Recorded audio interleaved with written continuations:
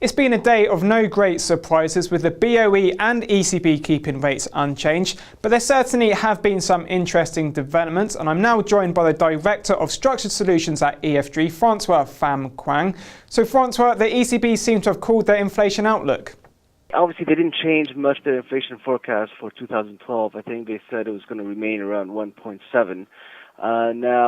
This seems to reflect a bit of a softening of stance. And I think they revised it for 2011 from 1.7 to 1.9 on the growth, and I think to 2.6 on the inflation. But they are very, very vigilant on risk to the medium-term outlook.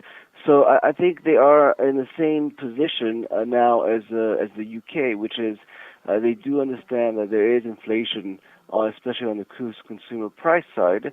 But they also realize that the two shocks of austerity and sovereign debt crisis can quickly dampen any growth in the euro area.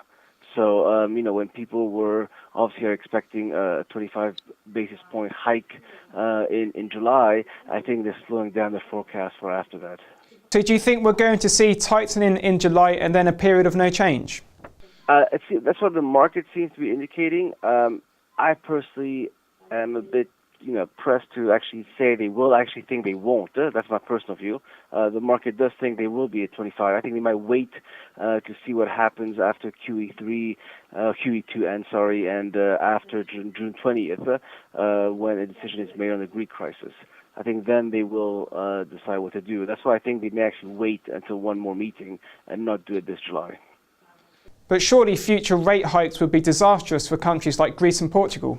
I think it would be disastrous for those countries. I think it's actually more disastrous for core Europe in the sense that core Europe still needs a lot of help, than what people say. I think they still need some kind of stimulus to be able to maintain their growth.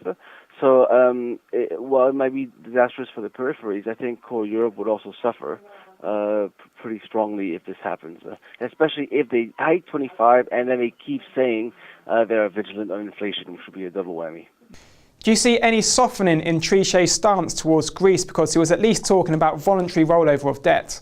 Obviously, they do not want to restructure this against any investors or sovereigns' will. This obviously leaves the room open for some kind of a debt rollover, which would entail, subordinating the existing bonds for new ones, which is one way of doing it. I actually think, though, that this reflects that Trichet is being a bit more pragmatic than he has been in the past. Obviously, all his committee members have been in the press so often the past 5 weeks, voicing their own opinion. And if people thought maybe Trichet was going to keep his firm stance, but this actually shows some kind of softening and some kind of pragmatism on his part.